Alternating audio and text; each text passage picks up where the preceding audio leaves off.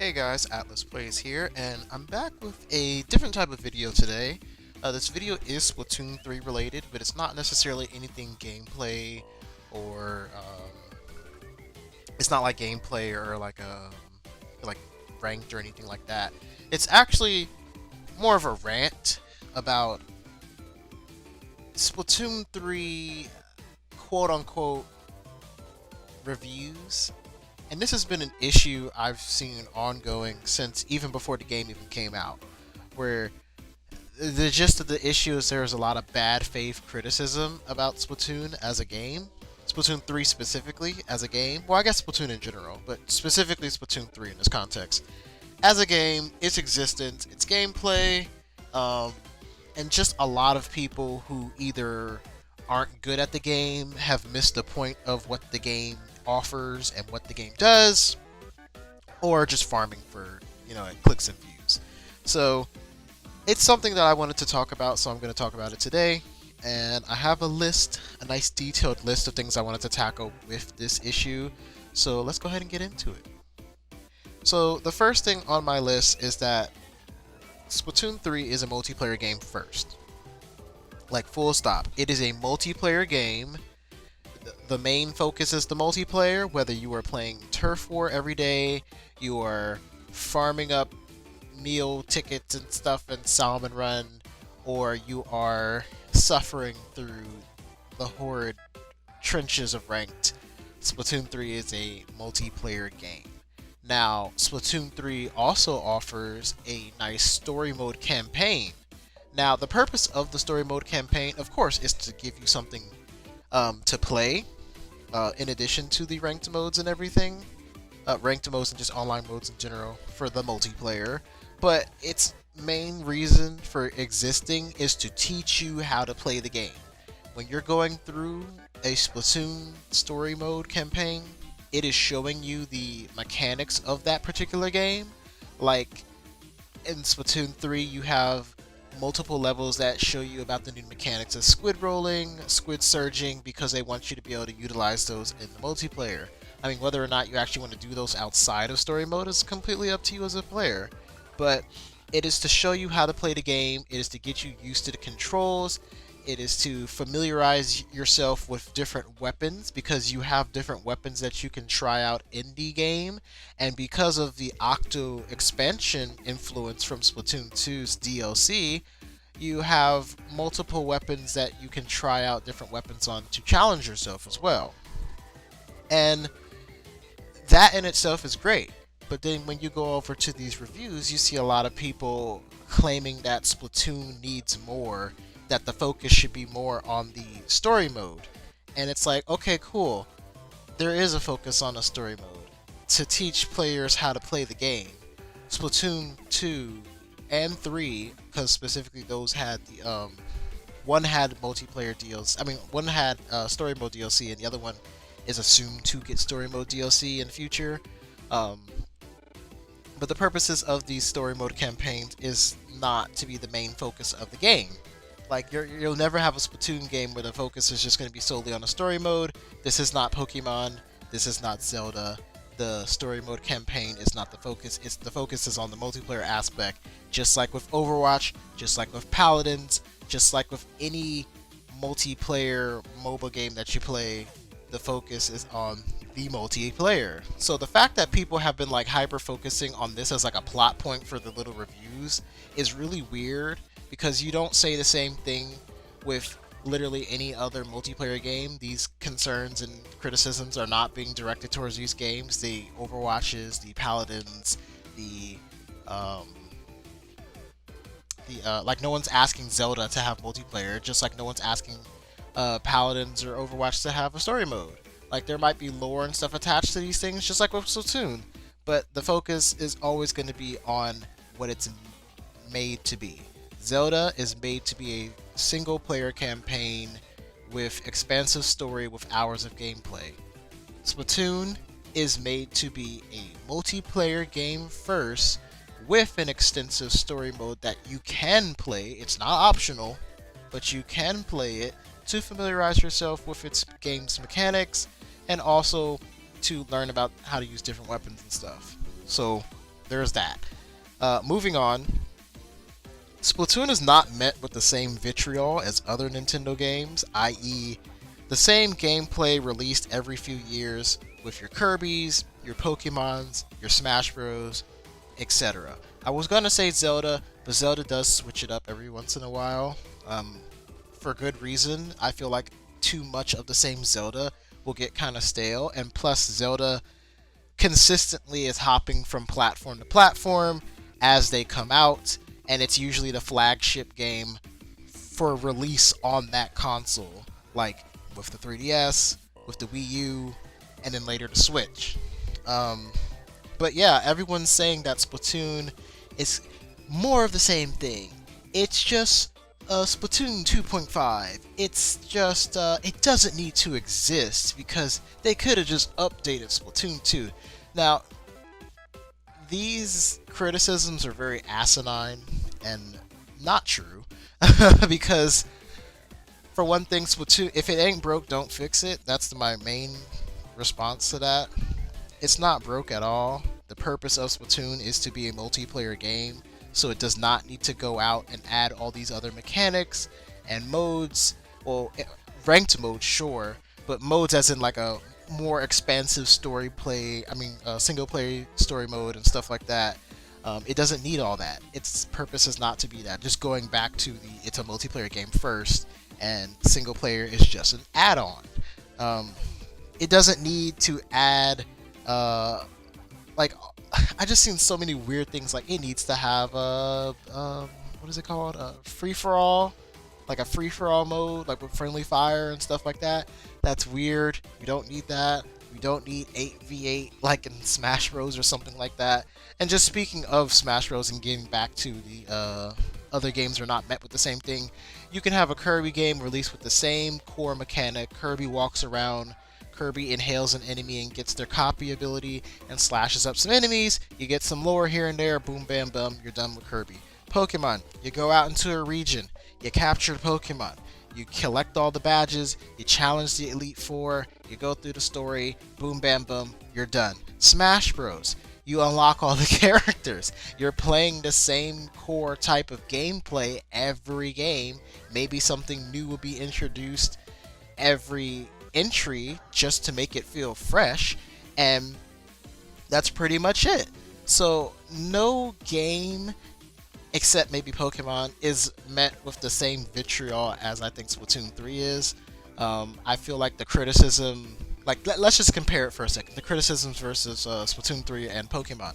With Pokemon, you have core gameplay that ain't broke, so you don't need to fix it, but the game itself receives criticism for very lacking decisions. Like if you go all the way back to the 3DS era, you had cut content that had fans, like with the remakes of Ruby and Sapphire, you had cut content that was present in the GBA games that we now know, or at least we greatly assume is due to a rushed product, but was present in a previous installment that was remade.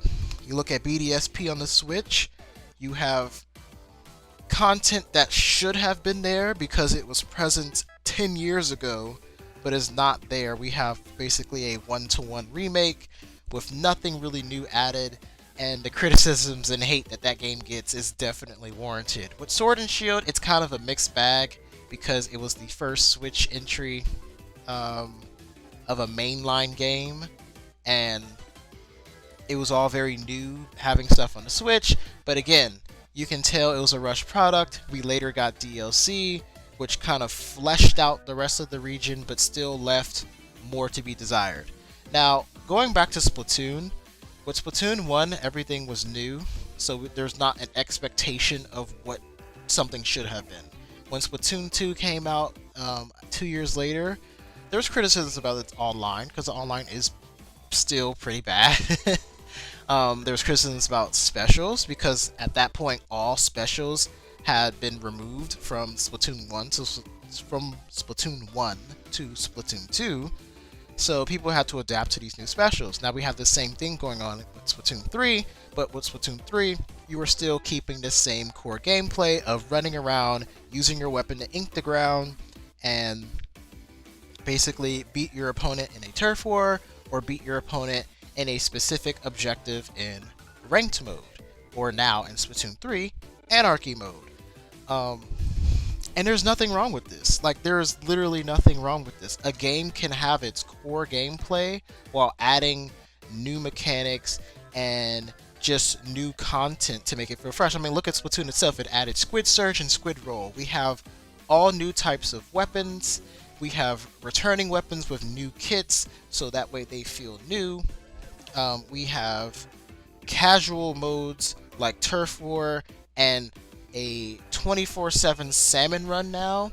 You also even have that card game, Tabletop Turf. Now a lot of people will like shit on Tabletop Turf for like not being like necessary or anything, but the game is actually pretty fun. Like if you like Turf War and you like, I guess, just the idea of like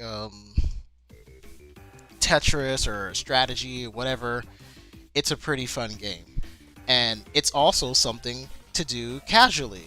Like, for me who liked Squid Jump on Splatoon 1, playing between matches on my little game Wii U gamepad, I like Tabletop Turf every once in a while.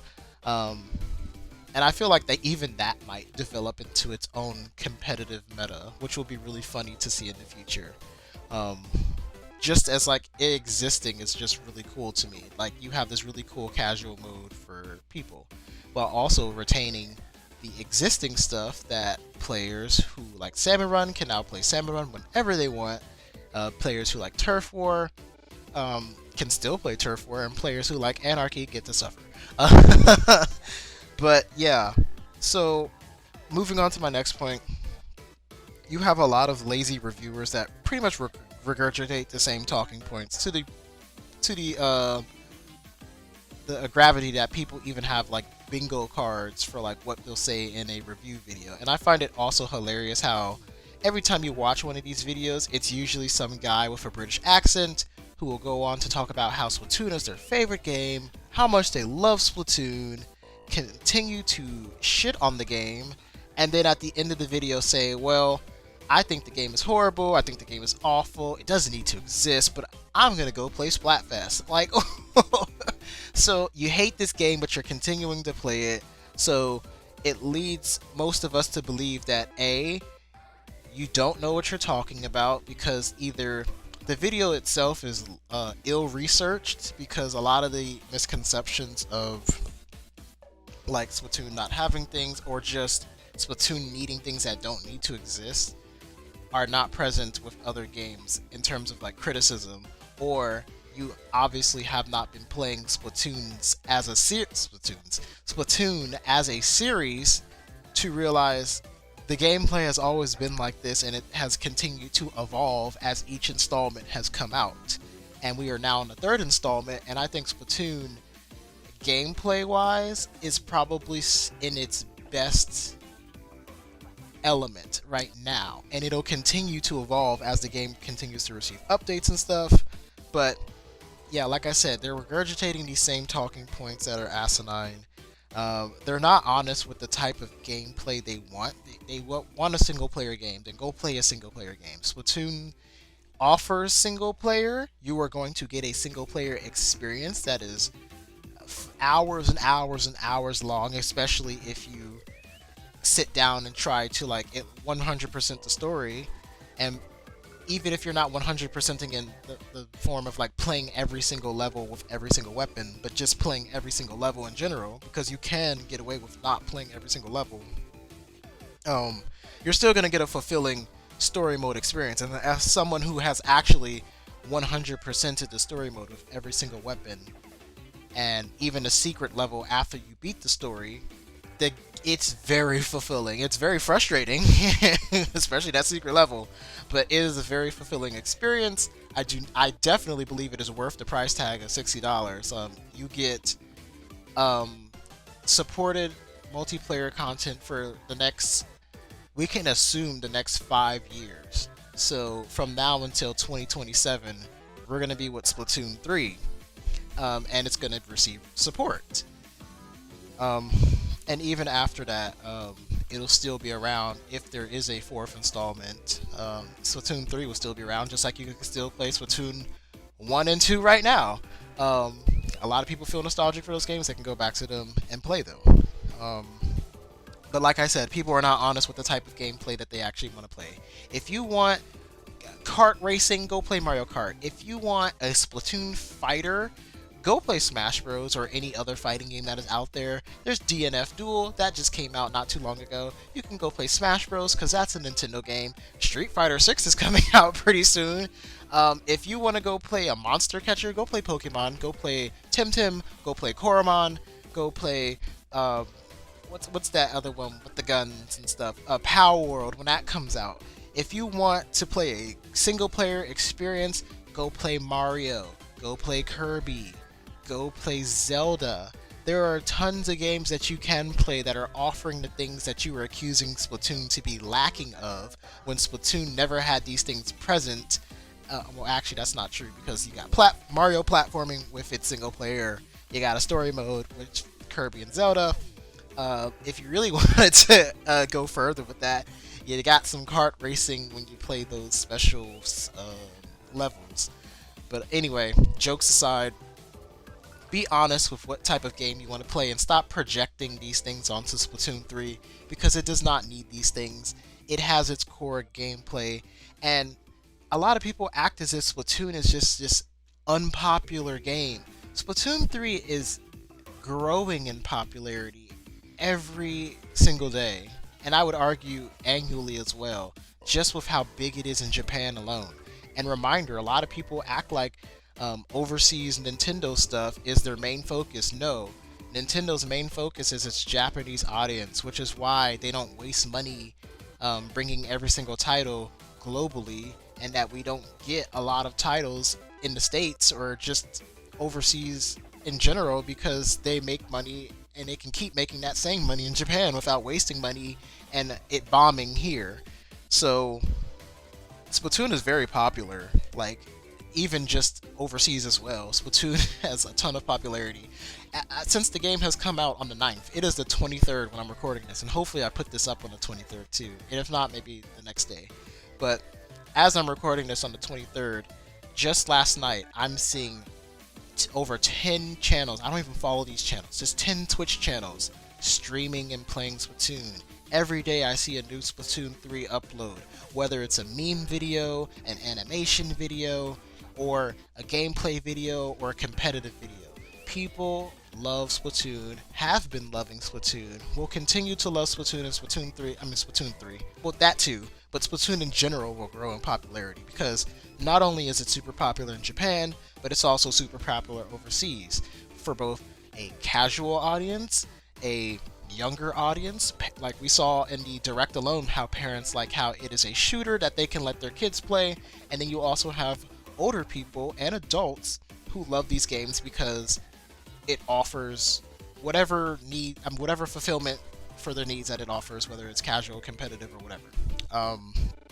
And also just harking back to my earlier point, people are just not acknowledging, and by people I mean these reviewers, are just not acknowledging, or they're straight up ignoring the additions Splatoon 3 already made in its weapons, in its stages, in its kits, in its modes. They changed up they changed up ranked mode basically to be like you can play a regular ranked game and earn points slowly, or you can do a series of 5 games. So as long as you win those 3 games, you are guaranteed to rank up at least to another level, or if you win all 5, you get to rank up and then some. Now that might slow down as you reach the higher ranks. I think I'm like in A+ right now, and right now I think even after winning a series of 5 games, I just barely got to the rank before I rank up. I mean, like basically I'm almost to the S, but not quite yet. But that's just to say that they have changed things between games. Like before, you just had to suffer through Splatoon 2's ranked system where you rank up, but then also if you lose one match, you can lose like 50 points or something like that, even if you were like MVP of your game, which is crazy. So now, no matter what, you lose 2 to 3 points upon losing, you gain 8 points upon winning, or if you can do a series and get like 300 points and then rank up. So I think there's a lot of bad faith criticism out there, especially with these lazy reviewers. I've seen horrible reviews about Splatoon, and a lot of these people use sticks. Like, if you're a girl who knows, then you know. Like, if you know, then you know. But like, Splatoon 3 is a motion control game. If you want to get better at the game, if you want to actually improve in your gameplay, use motion control. Sticks is for the casual audience. The casual audience, and that's fine. You can play sticks, but then don't try to come up with your fake professional review of a game that you can't even play correctly to get better at. If you're playing in online mode that's not turf war, then you need to learn how to use those motion controls. You also need to learn how to make a good review, because a lot of these people are not making good reviews. They are making the same exact copy paste. Let me change the wording, but not too much, and then put this video out there for my fans. Don't forget to subscribe to me on YouTube and follow my Patreon. Why? To get more lazy content? Because that's what these people are putting out. They're putting out lazy content. Like, if I really am, and it's not all of them. Not all of these people are doing this. There are a lot of good reviews of Splatoon. There are a lot of nuanced coverage of the game, but there's just a lot of people out there who are making bad faith, bad reviews of Splatoon, and this is my rant about it. So if you enjoyed my rant, I guess you can leave a like on my channel. You can subscribe to my channel, because I at least try to give an opinion that's researched. I try to. An opinion that's researched, instead of just adapting somebody else's words into my own. But yeah, if you like this video, leave a like. Tell me something funny in the comments, because this has kind of been like a ranty video, like I said. Tell me something funny in the comments. What's your favorite bad review? You don't have to talk about the person's name or anything, but just tell me what's your favorite bad review of Splatoon 3. Like, what's the line that really got you? Was it the Splatoon 3 shouldn't exist line? Was it the Splatoon competitive is ruining the game? Is it the Splatoon 3 should be more like Breath of the Wild? That's the most cursed one yet. I think that's my favorite. But yeah, I'll see you guys in the next time. I hope you all have a great day, and peace out.